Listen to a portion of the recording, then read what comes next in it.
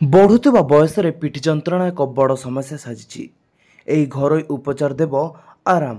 ଆଜିକାଲି ପିଠି ଯନ୍ତ୍ରଣା କେବଳ ବଢ଼ୁଥିବା ବୟସର ପିଲାମାନଙ୍କଠାରେ ନୁହେଁ, ବରଂ ଯୁବକମାନଙ୍କଠାରେ ମଧ୍ୟ ଦେଖିବାକୁ ମିଳୁଛି।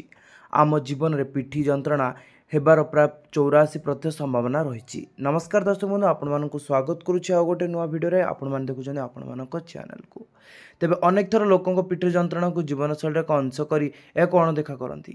ପିଠି ଯନ୍ତ୍ରଣା ହେବାର କାରଣ ଏହା ଜରୁରୀ ନୁହେଁ ଯେ ବୟସ ବଢ଼ିବା ସହିତ ଏହାର ମଧ୍ୟ ବଢ଼ିଥାଏ। ପିଠି ଯନ୍ତ୍ରଣାକୁ ଉପଶମ କରିବା ଅନେକ ଉପାୟ ରହିଛି, ଯେଉଁଥିରେ ଔଷଧଠାରୁ ଆରମ୍ଭ କରି ମସାଜ ପର୍ଯ୍ୟନ୍ତ ସବୁ ଅନ୍ତର୍ଭୁକ୍ତ ରହିଛି।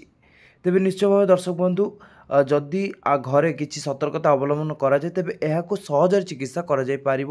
ତେବେ ଆସନ୍ତୁ ଜାଣିବା ଘରେ ଉପଚାର କିଛି ରହିଛି।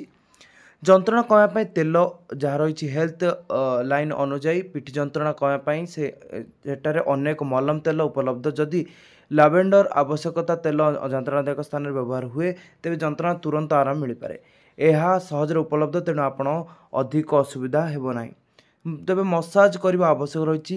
ସବୁଠାରୁ ଶକ୍ତିଶାଳୀ ପଦ୍ଧତି ହେଉଛି ଯନ୍ତ୍ରଣାର ଟେନସନ୍ ମାଂସପେଶୀକୁ ଧୀରେ ଧୀରେ ମାଲିସ କରିବା। ମସାଜ ଦ୍ୱାରା ପିଠି ଯନ୍ତ୍ରଣା କମିଥାଏ ଏବଂ ଏହା ସହିତ ବ୍ୟାକ୍ ଫଙ୍କସନ୍ ମଧ୍ୟ ଉନ୍ନତି ହୋଇଥାଏ। ଏବଂ ମାଲିସ କରିବା ପାଇଁ ଆପଣ ନିଜ ପସନ୍ଦ ତେଲ କିମ୍ବା କ୍ରିମ୍ ବାଛିପାରିବେ।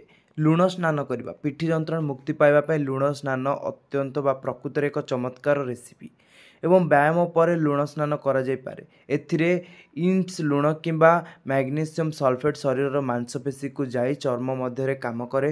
ଯନ୍ତ୍ରଣାରୁ ମୁକ୍ତି ପାଇବା ପାଇଁ ଏହି ସ୍ନାନକୁ ଅତି କମ୍ରେ 20 ମିନିଟ୍ ପର୍ଯ୍ୟନ୍ତ କରିବା ଉଚିତ। ଏଥିପାଇଁ ଉଷୁମ ପାଣି ବ୍ୟବହାର କରାଯିବା ଉଚିତ। ଏହା ଶରୀର ଯନ୍ତ୍ରଣା ଓ କଷ୍ଟରେ ଆରାମ ଦେଇଥାଏ। ତେବେ ଆପଣମାନଙ୍କୁ ଏହି ଭିଡ଼ିଓଟି କେମିତି ଲାଗିଲା ନିଶ୍ଚୟ କମେଣ୍ଟ ମାଧ୍ୟମରେ ଜଣାଇବେ ଏବଂ ଅନ୍ୟମାନଙ୍କୁ ସେୟାର କରି ଏ ବିଷୟରେ ଅବଗତ କରିବେ।